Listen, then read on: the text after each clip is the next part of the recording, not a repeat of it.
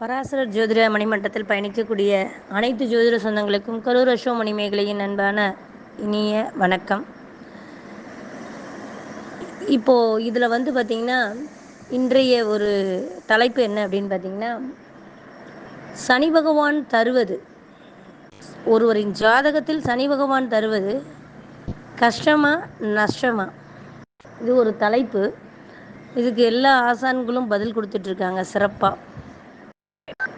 இதில் என்ன ஒரு தெரிஞ்சுக்க வேண்டிய ஒரு விஷயம் அப்படின்னா, சனி பகவானை பற்றி பேசணுன்னா அது எவ்வளோ லாங்கில் இருக்கிற கிரகமோ அந்த அளவுக்கு ஒரு ப்ராப்ளம் வந்தாலும் அது அந்த அளவுக்கு பெருசாக தான் அதாவது அந்த கஷ்டம் சரியாவதற்கு நீண்ட நாட்கள் எடுத்துக்கொள்ளுங்கிறது அனுபவத்தில் பார்த்த உண்மை. ஆனால் அதே மாதிரி அது ஒரு கவனம் இல்லாமல் இந்த இடத்துல ஒரு தொழில் பண்ணுறோம், கவனம் இல்லாமல் உறவுகளை டீல் பண்ணுறோம் அப்படின்னா அது தரக்கூடிய காயங்களும் ரொம்ப மிகவும் கசப்பான ஒரு விஷயங்கள். இந்த சனி பகவான் தருவது கஷ்டமா நஷ்டமா அப்படின்னா, இஷ்டப்பட்டு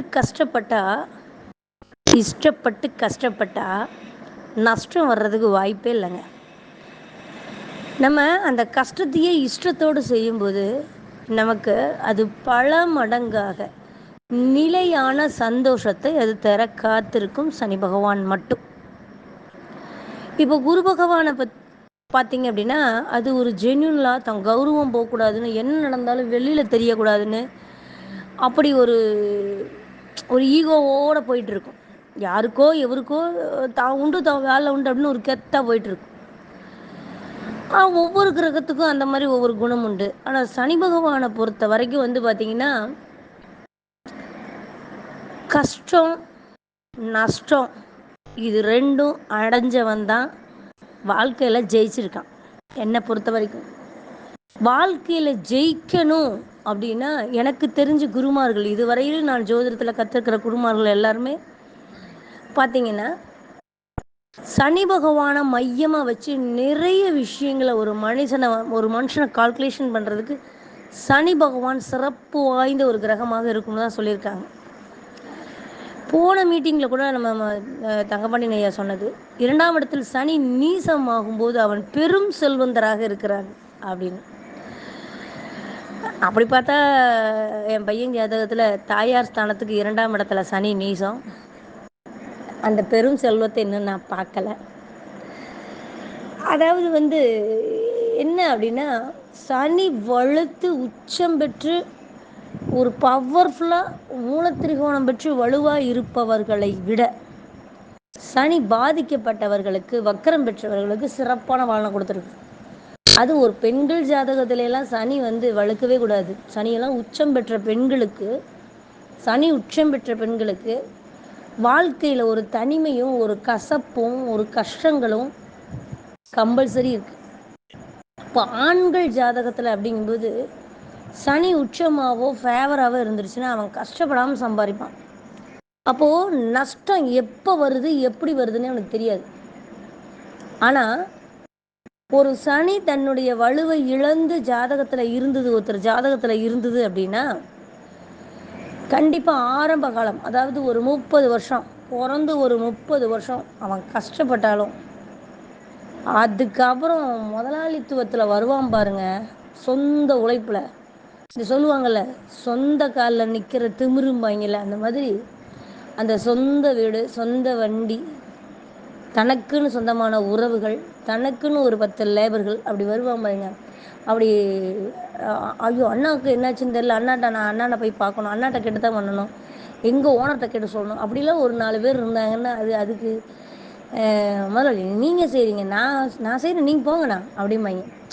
ஒரு விஷயத்தை தூக்க போனோம்னா கூட ஒரு வேலை செய்கிற இடத்துல அந்த அந்த கஷ்டப்பட்டவன் 30 வருஷத்துக்கு மேலே ஒரு பொருளை தூக்க ஒரு குச்சி கிடக்குன்னு தூக்க போனால் கூட, அண்ணா நீங்கள் போங்க நான் எடுத்து போட்டுக்கிறேன், நீங்கள் அதை போய் எடுக்கிறீங்க, நீங்கள் போங்கண்ணா அப்படி. அது இந்த ஒரு ஒரு ஒரு ஜெயிச்சிட்டோம் அப்படிங்கிறது அந்த இடத்துல தான் வரும். அப்படி ஒரு லேபர் நமக்கு கிடைக்கிறாங்க அப்படின்னா நம்ம நிஜமாலுமே வாழ்க்கையில் கஷ்டப்பட்டு மேன்மைக்கு வந்திருக்கோம்னு அர்த்தம். இதெல்லாம் அனுபவத்தில் தான் இருக்குது. இப்போ நீங்கள் நிறைய விஷயங்களை வந்து கொடுத்துருப்பாங்க, எக்கச்சக்கமான விஷயங்கள் எல்லா ஆசான்களும் கொடுத்துருப்பாங்க. நான் கொஞ்சம் டிஃப்ரெண்ட்டாக கொடுக்கணுங்கிறதுக்காக என்னுடைய அனுபவத்தில் நான் பார்த்ததை கொடுக்குறேன்.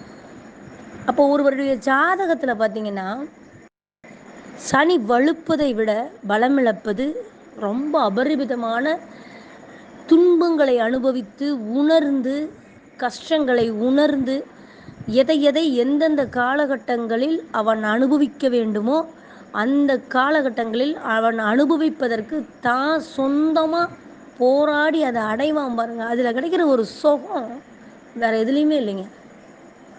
கஷ்டத்துக்கு இப்போ நீங்கள் அப்பா வண்டி வாங்கி வச்சுருக்காரு, அல்லது ஃப்ரெண்டோட வண்டி, அப்பா வண்டி வாங்கி கொடுக்குறாரு, ஃப்ரெண்டோட வண்டி அப்படின்னா நீங்கள் ஃப்ரெண்டோட வண்டியை கண்ணா அப்படின்னா ஓட்டிகிட்டு போவாங்க.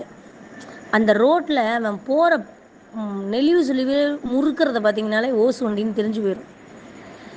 அதே மாதிரி தகப்பனார் ஒரு புதுசாக ஒரு வண்டி பையனுக்கு வாங்கி கொடுக்குறாரு, அவன் பெரிய ஆளாயிட்டான் அப்படின்னு வாங்கி கொடுக்குறாரு அப்படின்னா அவன் ஃப்ரெண்ட்ஸுக்கிட்ட அந்த பந்தா பண்ணுறதும் பெண்கள்கிட்ட சீன் போடுறதும் அதெல்லாம் பார்க்கும்போது பார்த்தீங்கன்னா அந்த சீன் இருக்கும்.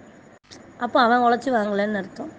ஆனால் உண்மையாக ஒருத்தன் உழைச்சி சம்பாரித்து சிறுக சிறுக சேர்த்தோ இஎம்ஐ போட்டோ ஒரு வண்டி எடுக்கிறேன்னு வைங்களேன், அது அது அந்த அந்த சந்தோஷத்தில் இருக்கிற, அந்த கஷ்டத்தில் இருக்கிற ஒரு ஆனந்தம் அளவில்லாதது. அதே மாதிரி தான் வீடும், அதே மாதிரி தான் கல்யாணமும், அதே மாதிரி தான் சொத்தும். பூர்வ புண்ணிய சொத்து. பூர்வீகத்தை சொல்லக்கூடிய ஒரு கிரகம் சனி பகவான், பூர்வீகத்தை சொல்லக்கூடிய பாவம் சிம்மம். இதுதான் கான்செப்ட், இதுதான் அதில் இருக்கிற ரூல். அப்போது தன் ஊருக்குள்ள ஒரு மனுஷனா, அவன் ஒரு மனுஷையா, அவன் தெய்வங்கிறதெல்லாம் அப்புறங்க. தெய்வம்லாம் ஆகவே வேண்டியதில்லை. தெய்வம் எவனாலே ஆக முடியாது. கொடுத்தா தெய்வம் பாய்ங்க, கடவுள் பாய்ங்க, கொடுக்கலன்னா அவன் கிடக்கிறான் காலிப்பயம்பாங்க. அதெல்லாம் நம்பவே முடியாது. மனுஷையா சொன்ன சொல் மரம். அவன் அவன் சொன்ன வாக்கை காப்பாற்றினா, அவன் கஷ்டப்பட்டுனாலும் சொன்ன வாக்கை காப்பாற்றினா பாருங்க அப்படின்ற ஒருத்தன் பேர் எடுக்கணும் அப்படின்னா அதுதான் சனி பகவான். நீங்கள் இதெல்லாம் பாருங்கள். இளமையில் வறுமை நிஜமாலுமே அதெல்லாம் வரக்கூடாது, ஆனால் வரணும். வந்தால் தான் காசோட மதிப்பும், மக்களுடைய மதிப்பும், சொந்த பந்தங்களினுடைய வேல்யூவும், நம்ம ஒரு வாழக்கூடிய வாழ்வாதாரத்தின் இயற்கையினுடைய நமக்கு நமக்கு கிடைச்சிருக்கக்கூடிய அந்த இயற்கை பிரபஞ்சத்தினுடைய கிஃப்ட் என்னங்கிற ஒரு விஷயம்லாம் உணருவான். வெயிலுடைய அருமை நிழலுக்கு போனால் தான் தெரியுமாங்க. கஷ்டப்பட்டவனுக்கு தான் அந்த சொந்தத்தோட வேல்யூ தெரியும். இந்த நஷ்டம் அப்படிங்கிறதும் அப்படிதாங்க. யாரோ கஷ்டப்படாமல் ஒருத்தன் ஒரு தொழில் பண்ணுறான் அப்படின்னா கண்டிப்பாக அவன் என்னைக்கா இருந்தாலும் அவன் அந்த விஷயத்தில் ஒரு சரிவை சந்திப்பான். ஆனால் அதை அவன் பக்குவப்பட்டு அனுபவித்து உணர்கிற அளவுக்கு வயசோ தசாபுத்தியோ இருந்ததுன்னா தம் பிடிச்சிடும், இல்லைன்னா அட்ரஸ் இல்லாமல் போயிடும். அப்போது ஒருத்தருக்கு எந்த ஒரு வாய்ப்புமே கிடைக்கல அப்படிங்கும்போது இந்த 7.5 அப்படின்னு ஒன்று வரும் பாருங்க, அதெல்லாம் பெரிய ஹைலைட்டுங்க.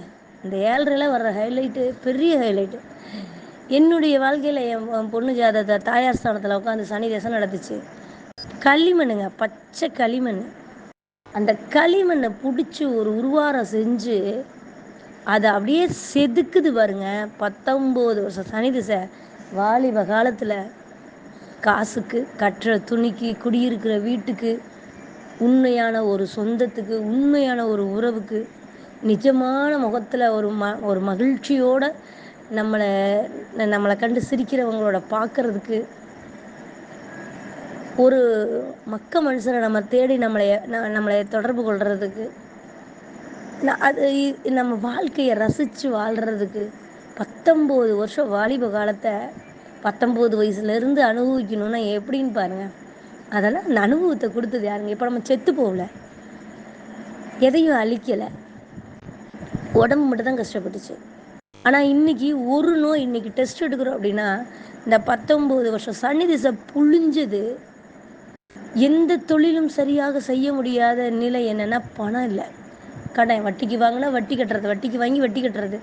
உழைப்புன்னு ஒன்று இருந்தது, ஆனால் கட்ட கட்ட கட்ட வட்டி தான் இதாக இருந்தது.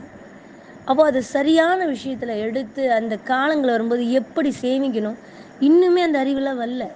ஆனால் எப்படி சேமிக்கணும், எப்படி அந்த காசு செலவு பண்ணணும், அந்த காசு நமக்கு எவ்வளோ கஷ்டப்பட்டு வருது, அதை எப்படி நமக்கு பிடிச்சவங்களுக்கு, நம்ம பிள்ளையா இருந்தாலும் பேரம்பேத்தியாக இருந்தாலும், நமக்கு பிடிச்ச நண்பர்களாக இருந்தாலும் சொந்தங்களாக இருந்தாலும் மனசார நம்ம பிடிச்சவங்களுக்கு ஒரு 10 ரூபா செய்யணும், அவங்களுக்கு ஒரு 10 ரூபாய் ஒரு 100 ரூபாய்க்கு தீனி வாங்கிட்டு போகணும் அப்படின்னா, ஒரு சந்தோஷமாக அவங்களுக்கு ஒரு பூத்துணி எடுத்து கொடுக்கணும், ஒரு கிஃப்ட்டு வாங்கி கொடுக்கணும் அப்படின்னா, ஒரு மகிழ்ச்சியோடு நம்ம அந்த வாங்கி கொடுக்குற ஒரு சந்தோஷம் இருக்குது பார்த்தீங்களா, அதுக்கெல்லாம் ஈடுனே இல்லைங்க.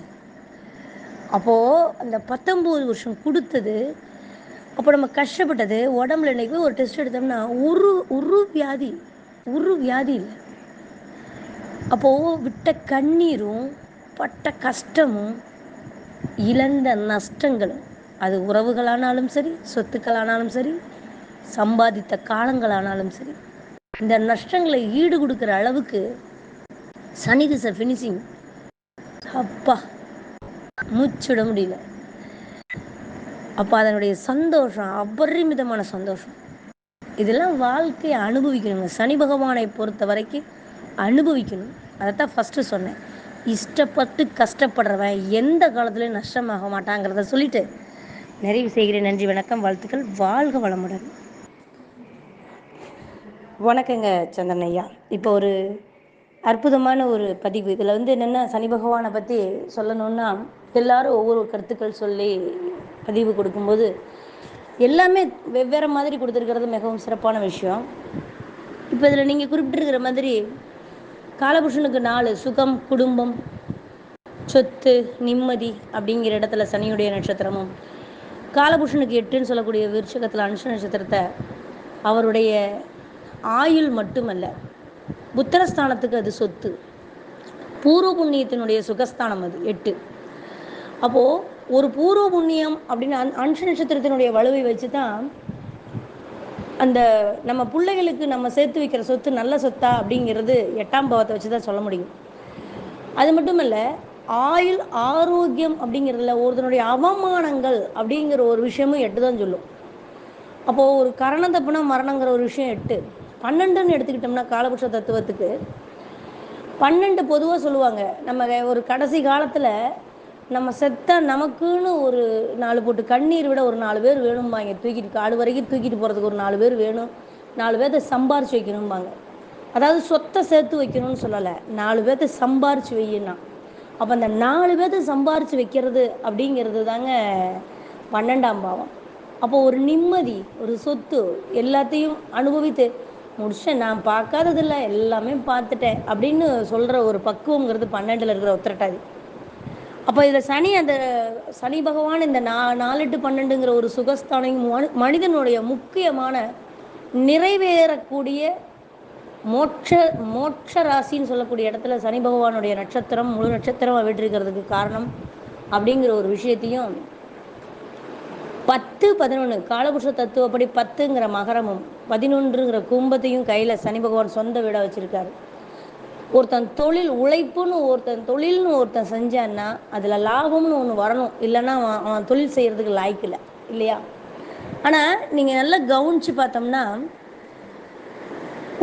ஒரு ஓனராக போகிறது அப்படிங்கிறத விட ஒரு எனக்கு தெரிஞ்சு இப்போ நீங்கள் எல்லா ஃபீல்டுலேயும் ஓனர்ஸ் இருக்காங்க.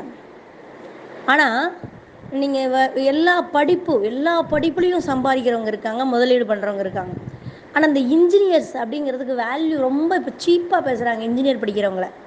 ஆனால் இந்த இன்ஜினியரிங்குடைய கேட்டகரி வேறு. ஒரு இன்ஜினியரிங் படித்தவன் கொஞ்ச நாள் அவன் ஜாப்பில் கஷ்டப்பட்டாலும் கூட திருப்பி அவன் கூடிய சீக்கிரம் ஒரு ஓனராக வர்றதுக்கான தகுதி இன்ஜினியரிங் படித்த ஸ்டூடெண்ட்ஸ் உண்டு.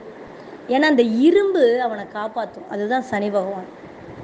அவன் ஒரு தொழிலை கற்றுக்கிட்டான் அப்படின்னா அவன் உழைக்க ரெடியாக இருக்கான்னா வேறு எதுவுமே தேவையில்லைங்க. அவன் 2 கையும் 2 காலும் போதுங்க அவன் வாழ்க்கையில் முன்னேறதுக்கு.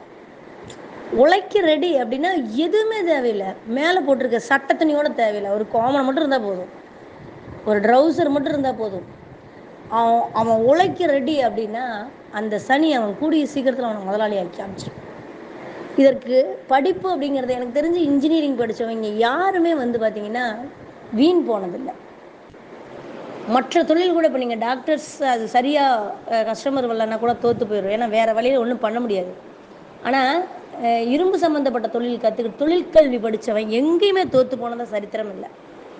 இதெல்லாம் சனி பகவான் கொடுக்குற விஷயம். மிகவும் ஒரு அற்புதமான விஷயம். 4, 8, 12 வச்சு பேசுனது, 10, 11 வச்சு பேசுனது சிறப்பான ஒரு ஆய்வு. சனி பகவான் சொன்னால் நாட்கள் பத்தாது. நான் முதல்லே சொன்னேன், நாட்கள் பத்தாது. சனி மாதிரி ஒரு அற்புதமான கஷ்டம் கூடவே காட்ராஸ் கட்டல் போட்டு படுத்துருக்குதுன்னு விவேக் சொல்லுவார். அந்த மாதிரி அந்த சனி நம்ம கூடவே இருக்கும்போது கஷ்டங்களும் உழைப்பும் உண்மையும் நம்ம கூடவே இருக்கிறது வாழ்க்கையில் ஒரு ஒரு ஒரு பெரியவங்க வயசானவங்க நமக்கு கூட அறிவுரை சொல்கிற மாதிரி ரொம்ப அருமையான ஒரு தலைப்பு. நல்ல பதிவுகள். மற்றவர்களுக்கும் வணக்கம், நெஞ்சார்ந்த நன்றிகள்.